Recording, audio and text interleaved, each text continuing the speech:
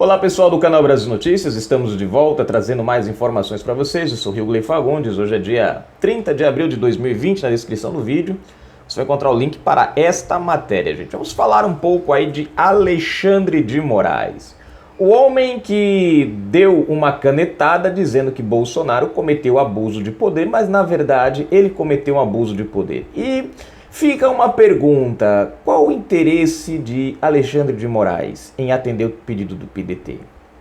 O que Alexandre de Moraes teme? O que o PDT teme com a escolha de Ramagem para a PF? E o mais interessante, porque todo mundo é favorável àquele outro, esqueci o nome dele, daqui a pouco nós vamos estar na matéria ali, né? Tem um outro delegado aqui, todo mundo é favorável que ele fique, sendo que esse delegado tem ligação com Alexandre de Moraes e com Sérgio Moro. Esse pode. Vamos à matéria? Se inscreve, comenta, compartilha, dá aquele like maroto, aperta aí o sininho das notificações, na descrição do vídeo tem conta bancária. Seja um apoiador, seja um colaborador do canal. Vamos lá, matéria só. O culpado pela desarmonia entre os poderes tem nome e sobrenome.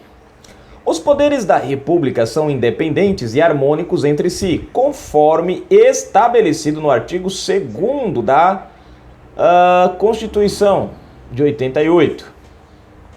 Deixa eu ver. Como ensina Olavo de Carvalho, não se pode brigar com a instituição, que é um ente despersonalizado, que não tem CPF. O que deve ser feito é apontar se o agente público que vem deturpando a função desta instituição é cobrar dele, expondo-o publicamente e escrutinando seus atos, para que deles preste contas à nação. Ele, o agente público, é quem tem que ser responsabilizado, ou seja, o que o coisa está dizendo aqui é o seguinte, que nós não podemos culpar o STF, e sim o ministro que age em nome do STF, que no caso aqui, Alexandrino de Moraes Moreirinhas, ou Alexandre de Moraes. Onde foi que eu parei aqui? Deixa eu ver, aqui. O juiz Alexandre de Moraes não é o STF, ele é apenas um integrante da corte, e é a decisão monocrática dele, prolatada no mandado de segurança, empretada pelo PDT, gravem esse partido, né? Monocrática dele, prolatada no mandado de segurança, empretada pelo PDT para cassar o decreto do presidente da República, que nomeou o delegado Alexandre Ramagem Rodrigues para diretor-geral da Polícia Federal, que provoca desarmonia entre os poderes. Portanto, quem causou a desarmonia entre os poderes da República ontem tem nome e sobrenome: Alexandre de Moraes, ministro do STF. A decisão fraudulenta que ele construiu de maneira inventiva tem que ser reformada para o bem da estabilidade do país e a intenção do Estado de Direito. Pelo que leio na mídia, a decisão fraudulenta, causou desconforto até dentro do próprio STF. Sem se falar na corporação da Polícia Federal, que, como é fato público, é plenamente a favor do nome do delegado Ramagem para chefiar o órgão. É aqui, gente, que eu não entendo, né, a ação do PDT, porque tanto a Polícia Federal, que é o órgão que será chefiado pelo Ramagem, entende que a escolha é correta. Você vê que interessante, o presidente faz a escolha, o órgão, que era quem poderia entrar com um recurso, ou reclamar, ou dizer que não aceitava por conta daquele papo de interferência política e blá blá blá, eles poderiam entrar, eles emitem inclusive uma nota de apoio, como eu trouxe ontem, e teve uma outra nota, depois que o próprio Alexandre de Moraes dá a canetada, a própria PF, a própria instituição, emite uma nota aguardando que a decisão do Alexandre de Moraes fosse revertida. Ou seja, e aí eu me pergunto, se a entidade não reclama e apoia a decisão, que é a mais, vamos dizer assim, a mais interessada no assunto, por que o PDT tem que se meter na história? Qual a ligação ou a autoridade do PDT em barrar ou não um agente da Polícia Federal? No caso, o diretor. Qual o que leva o PDT a fazer isso? E o mais interessante, por que Alexandre de Moraes aceita esse pedido? Sem nenhuma justificativa plausível. Continuando. Desta forma, mais uma vez, quem está interferindo em alguma coisa ou agindo com pessoalidade é o juiz Alexandre de Moraes, apesar do que diz a sua esdrúxula decisão.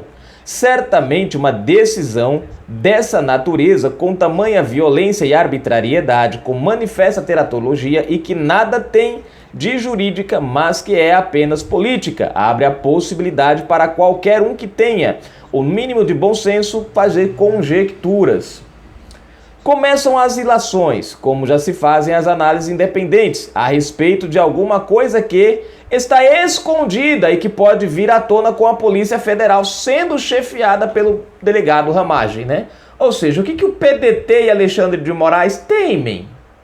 Ou tentam esconder, ou não querem que seja descoberto, né? Enfim.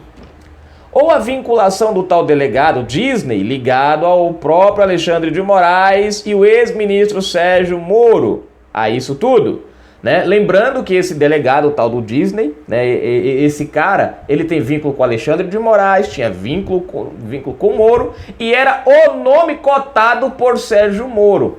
Esse era o nome que Moro queria colocar no lugar do outro, que eu esqueci o nome agora, que estava antes, né? O Valeixo, né? Era no lugar dele que o Moro queria colocar esse tal de Disney aqui, que inclusive tem ligação com o Alexandre de Moraes. Aí a pergunta é, se Bolsonaro tivesse colocado esse cara, será que o Alexandre de Moraes tinha feito essa canetada? Dizendo que ele tinha ligação, não pode colocar esse daqui porque esse aí tem ligação comigo? Pessoas questionam por que razão estará Alexandre de Moraes agindo assim, ao criar de maneira afoita um precedente fraudulento para desautorizar o presidente da República de exercer a sua autoridade e sua competência privativa. Será por desespero, assodamento ou por algum tipo de pressão? Ou ele tem alguma coisa devendo lá dentro e acatou o pedido do PDT, ou ele está sendo pressionado por alguém e ele tem o rabo preso com alguém que está pressionando ele. E as ilações têm todo o direito de ser feitas, considerando o absurdo da decisão judicial.